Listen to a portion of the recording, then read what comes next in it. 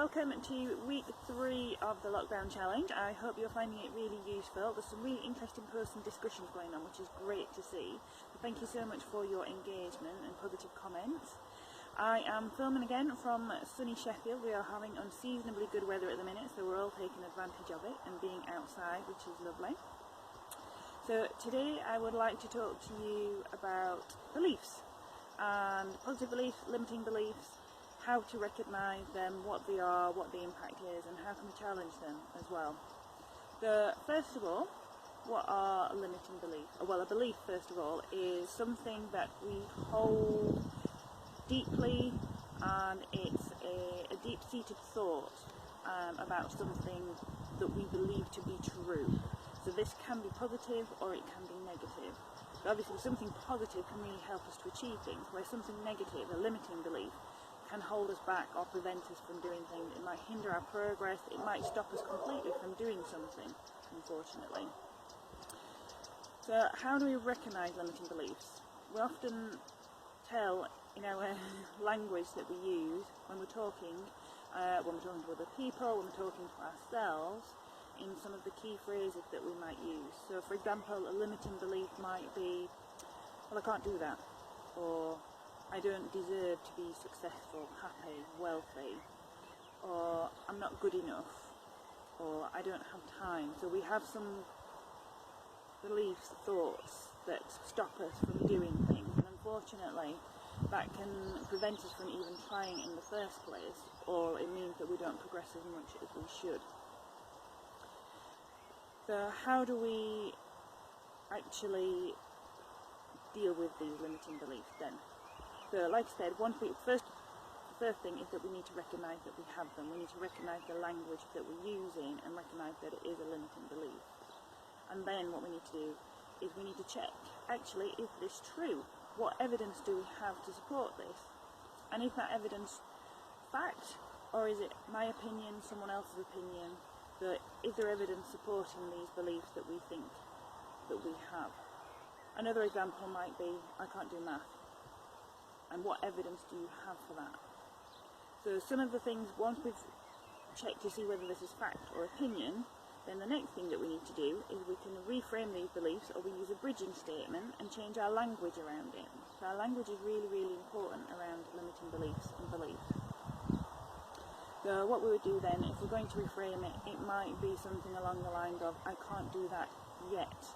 By adding the word yet to the end of that statement, it then gives us that sense of possibility. So we can't do it yet, but there is the possibility that we will be able to do it in future once we've addressed some issues or done something.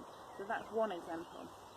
We might also use something called like a bridging statement, where sometimes it's very difficult to just flip something on its head, so we might use another phrase instead. So for example, I am learning how to do X, Y, Z, whatever it is.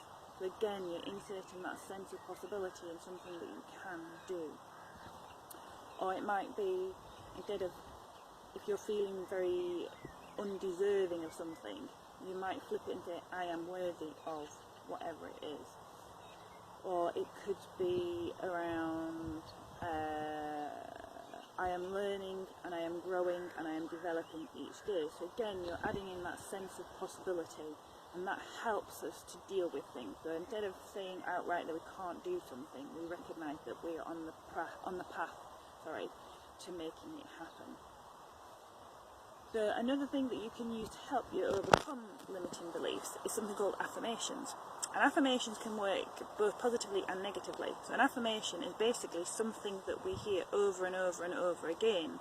So if we're talking to ourselves in a really negative manner, saying, oh, don't be silly, or I can't do that, then that's going to have a really negative impact on our self-confidence and our self-esteem. Where if we use something more positive and phrase something in a positive way, then affirmations can be really helpful and really powerful, and they will increase our confidence, increase our self-esteem, and really help us to make progress. So an affirmation is something that we always state in the positive, and it's always stated in the present tense as though we've already achieved it. So for example, I am successful at math, or I am achieving good grades, or I am achieving the results I set out to achieve. So whatever it is that you're looking to develop and work on, put that into a statement, put it in the present tense as though it's already happened. So that's something that you can do, and you can go on YouTube and different videos and things, and that will help you come up with affirmations, or you can simply make up your own.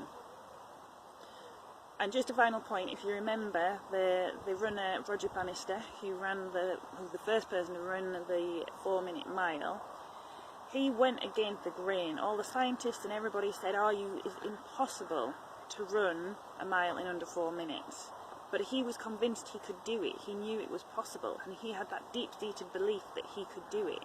And once he did, he broke that barrier, and then suddenly everybody else realised, oh, it is possible.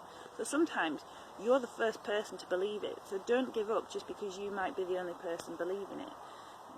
Go forwards and do it anyway, and just see what happens. So always remember, talk to yourself in a really positive frame of mind, making sure that you're using really positive words, and just check in with yourself. What you're saying, is that true?